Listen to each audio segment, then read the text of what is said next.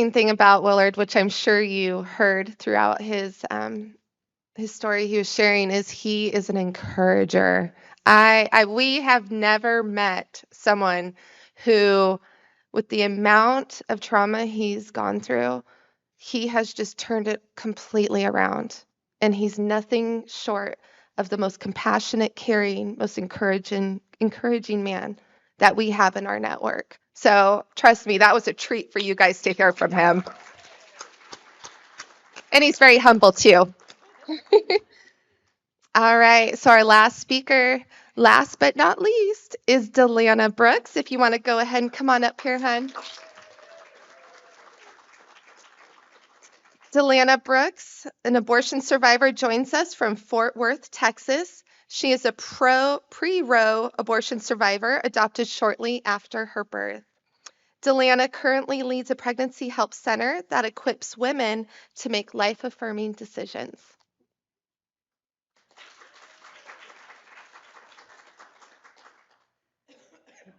So how many of you were self-conscious during your teenage years? Any of you? Well, when I was a teenager, I was self-conscious. I was so self-conscious that I would hide my body. I would wear clothes that were up high to hide my chest. I would wear shorts to the knee, if not below. Back in my day, we called those gauchos. I don't know if you call those gauchos. Um, I rarely went swimming, and when I did, that was only just to escape our scorching Texas heat, if any of you are familiar with Texas heats. Um, I just wanted to stay covered up. I wanted to hide. But the truth is, I have scars on my body. It was strange to see the scars growing up and not know where they came from. I hid my body from shame and just this deep sense that there was just something wrong with me. As a teen, I would think about these scars, but as soon as I would think about them, I would just kind of push it back down. Have you done that? Have you pushed thoughts down, those things that make you feel uncomfortable? Maybe you do know how that feels. I kept the scars to myself until one day I went to a doctor's visit in my early 20s. And my doctor was examining my chest, and she was concerned about the scars on my chest. And she was asking me questions. She said, "Where do these scars come from? What happened to you?" And I said, "Well, I believe maybe I had a skin tag removed when I was a baby, shortly after birth." And she said, "No." She emphatically said, "No, no, no, that is not a skin tag scar." She said, "No." She said, "Something traumatic happened to you." She said, "You need to find answers." She said, "Maybe you should start with your medical records. Go to your medical records and see what you can find out to find out what happened to your body." That seems simple enough, right? Grab your medical records and look. But the only problem is I didn't have my medical records because I'm adopted. So once again, I took my scars and I just pushed it down and I filed it away in the I will never know file, right? That good old file. um, my parents had four biological boys and they wanted a daughter. So they set out for their adoption journey, talking to different adoption agencies. And lo and behold, one finally said yes. They called and said, "We have your daughter. Come and get her." They were ecstatic. They were so excited to finally have their little girl. They went to the agency, and the adoption agency said, "Before you sign papers, before we complete this process, you have to see her scars. We cannot let you sign, or we cannot even allow you to take her until we allow you to see her." It was as if something was really wrong with me and I was defected, and they wanted to make sure that they knew what they were getting. I'm just thankful my parents didn't care. They just simply wanted. As I grew, I went through different stages, and I would find myself thinking about my biological mother at different times, especially through my teen years. I would wonder, do I have her eyes or her smile? I felt different. My family, they all six of them had blue eyes and fair complected, and they were most of them very shy. I have brown hair, brown eyes, and well, I am definitely not shy. So I was loved, but there was just something within me that I knew I was different. I would think, where did I come from? Who am I? And I had these questions swirling around in my mind at different times.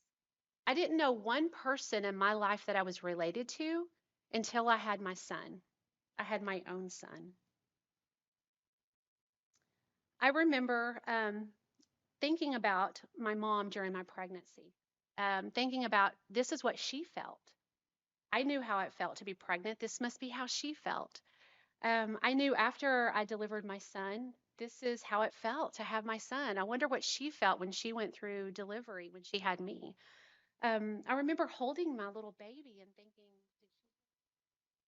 and I couldn't imagine placing my baby for adoption. I couldn't imagine leaving him. How did she feel when she left me?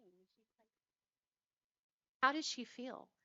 I remember holding my son, and he was so small, and looking at him and just thinking, he's such a part of me. But I would think, who are we?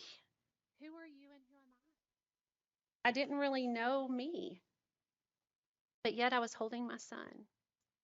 My thoughts about my mother grew until I went on a journey to find her, and find her I did. I found my mother, and in the process, I was able to meet my biological father. So they were in college dating. They had been dating a couple of years when she discovered she was pregnant with me. And so they eventually decided to place me for adoption, and then they went their separate ways. Fast forward, I was able to meet my biological father, and he was kind and witty and very loving. I was so grateful to have him in my life for about 7 years until he passed away. After he passed away, I visited his wife, and we were sitting on her back porch talking, and our conversation went to the path of my birth. And we're talking about just the process of me being adopted and my birth. And she said, well, there was something that your father didn't want to tell you because he just felt it would be too hurtful. But the truth is, your mother had an abortion when she was pregnant with you. And she just went on to explain that my mom went to an abortionist. She had the abortion only to discover that it had failed. Something went wrong, and well, I lived. I remember sitting on the porch when she told me that. It was in the cool evening air, chilly, kind of like it is outside tonight. I was in shock. Three people set out to end my life that night, that day: my mother, my father, and the abortionist. And yet I lived. God spared my life. When I think about my life, I can't help but think of the millions of children that didn't make it, of lives that didn't make it. There's been over 60 million since Roe, and even more before Roe, like me. I was born in 1970. And even the more tragic reality is the generations, because many of those babies that were aborted would have had their own children. So we don't even think about the generations that didn't make it because they never were able to have children of their own. Like me, I have two sons that would not be here today if my mother's abortion had been successful. They are here today. There's generations just simply gone, never lived. Then there's some that are like me, like these that you heard tonight, that survived an abortion. They bear the scars like I do, whether they're physical scars, whether they're emotional scars. We're bearing the scars. One of the things that I get to do is lead a pregnancy help center. And we want to make sure every woman that walks through our doors know that she has worth. She is made in the image of God. We help thousands every year that walk through our door. We don't want them to experience trauma of abortion. We don't want them to have that story, that intense regret that many feel, the pain. We want them to have a different story. We want them to have a story of life and redemption for them and their child. After finding out that I'm an abortion survivor, the emotions and feelings were so conflicting. I felt rejected. I felt shame, unwanted. I'm not enough. Am I? Because I was placed for adoption. Who am I?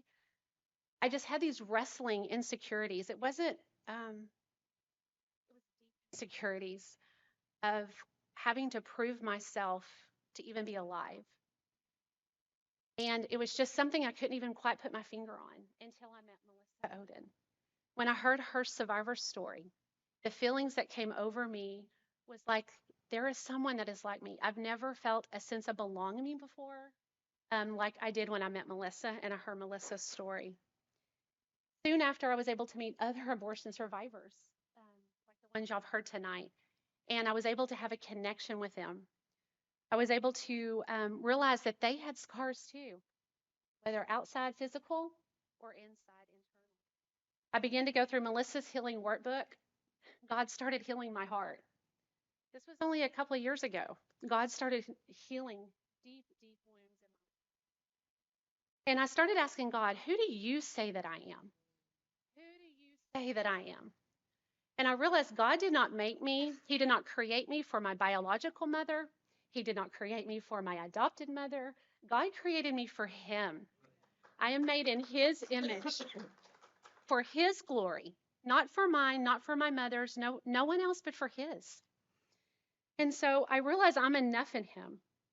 He loves me, scars and all. He loves me for my internal scars, even though He's healing me. He is actively healing those scars. And I don't have to cover them, hide them. I don't have to feel shame of them because He sees them, He knows them. He knew them before I had them.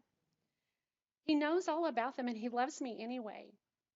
The scars, the physical scars on my legs, on my chest, they're still there, and that's okay because it's a reminder of what I've survived.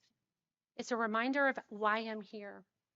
I think we all have scars. Every one of us in this room have a scar. Maybe you've tried hiding them like me. Maybe they're deep within you. But I want you to hear me that God sees you. God hears you and He knows you by name. He knows all about you. And what the enemy meant for evil, what the enemy meant for harm, God meant for good. And God will use that to accomplish His perfect will for your life.